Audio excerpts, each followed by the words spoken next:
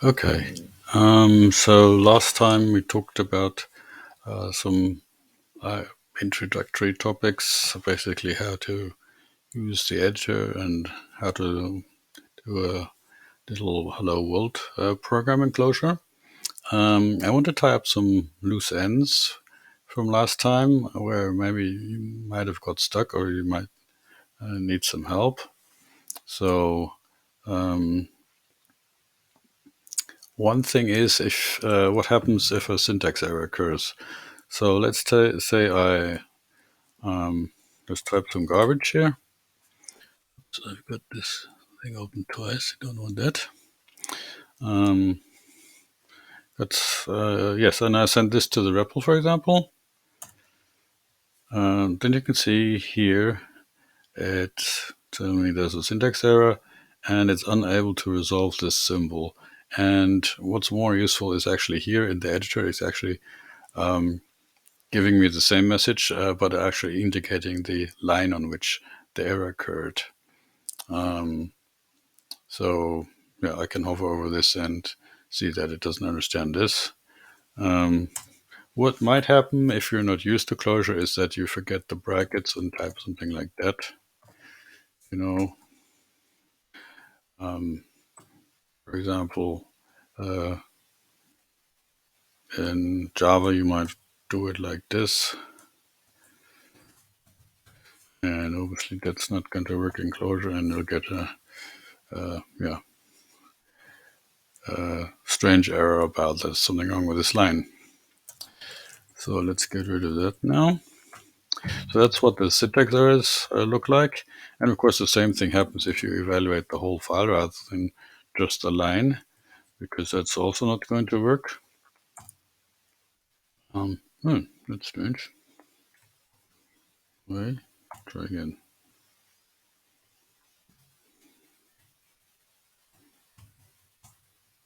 Okay, here we go. Um, yeah, again, here I get the syntax error shown here. And you also get this option to print the stack trace. That's useful if you have one function calling another. We're not doing that right here, and we haven't even talked about functions. But basically, if I click on here, you can see there's a whole sort of list of function calls. That's what this is. Um, and we'll go more into that when we get to functions.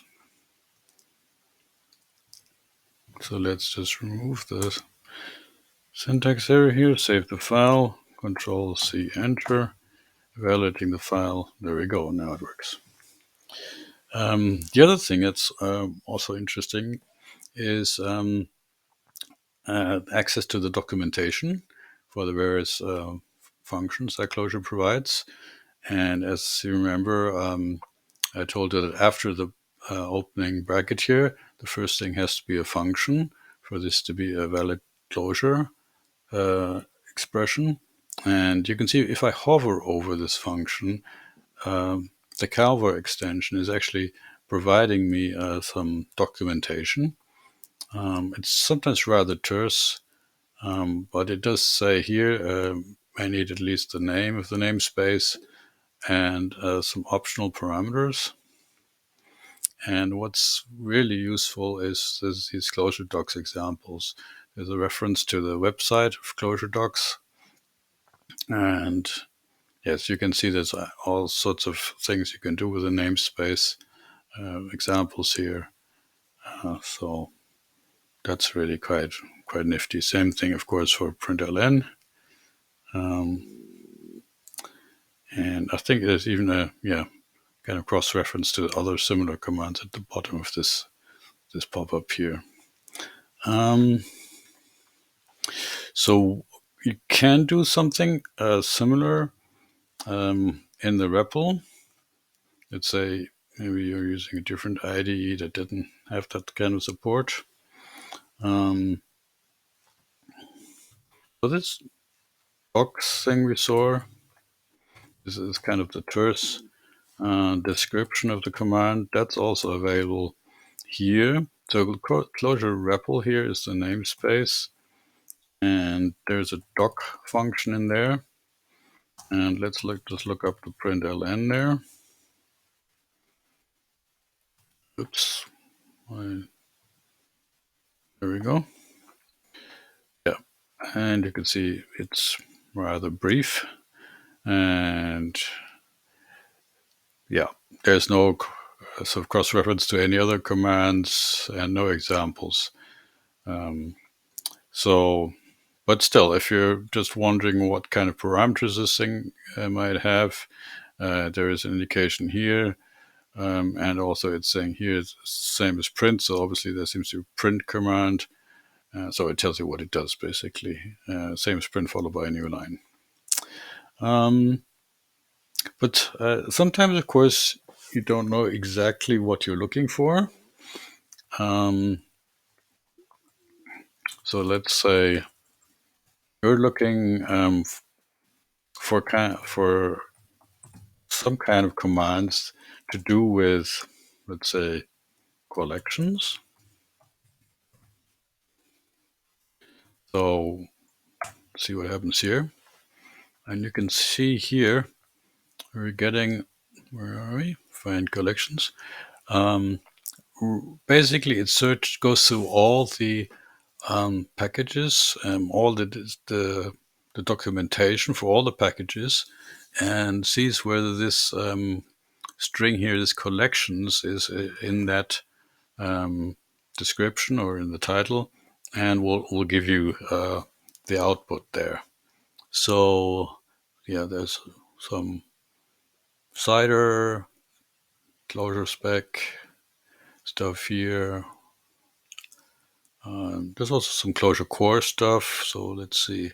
Somewhere here, I guess it should mention like collections. Here, there's the word collections, and you can see it's down here as well. So basically showing you all the commands where the string collections occurs. Like, depending on the term, of course, that could be a bit overkill. But yeah, it might be useful. Then what else we have? We have, let's say, you know the command approximately, but don't know exactly what it was called. So then there's this one. So yeah, you don't remember it's println. There's something like print. You think, okay, what is it called exactly? Print something or other. Then you can use this, and it'll show you all the functions with print in their name. And you can see there's a pretty print here. In fact, there's even a package with a string print in the name. And there's our println. But you can see there's also a lot of other print functions. This is print and all this stuff. I don't even know what all of this is. So yeah, here you can choose the one which is the most appropriate. What else do we have? Yeah, in case you're interested to know what's in a particular package, you can use the, let's not do it like this. I'm lazy. Scroll up. Let's have a look. You can use the dir function. And let's see what's in package string, for example. Oops, there's a typo. Closure string.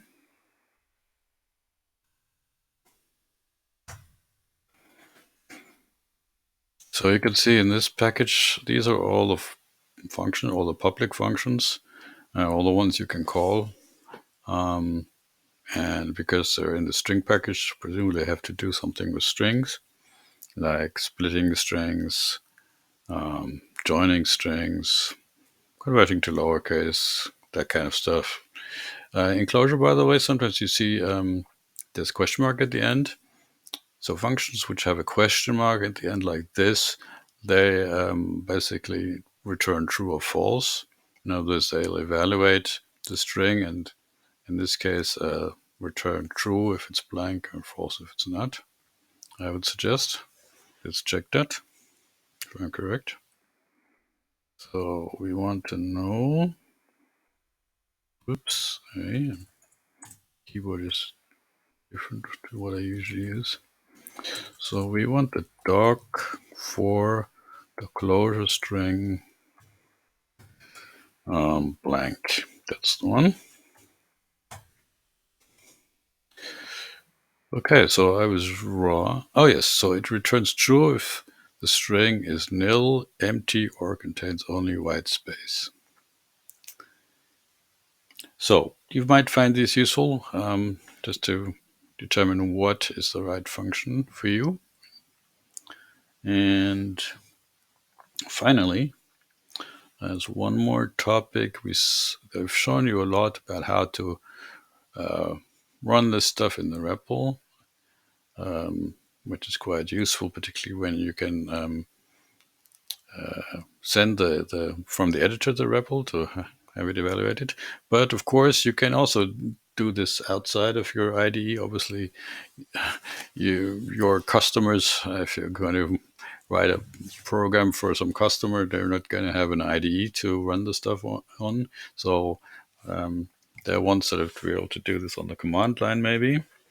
And you can do this. So this is a terminal, just like a normal terminal, like any other. And the CLJ has a -m option. And here we can provide the path to the closure file. So here, remember, this is the core CLJ in the source folder. And so this should basically just execute these statements in here. And there you go. It's printing hello world. Okay, that's it. And next time, as promised, I'll go into the data structures topic. Thank you for listening and see you next time.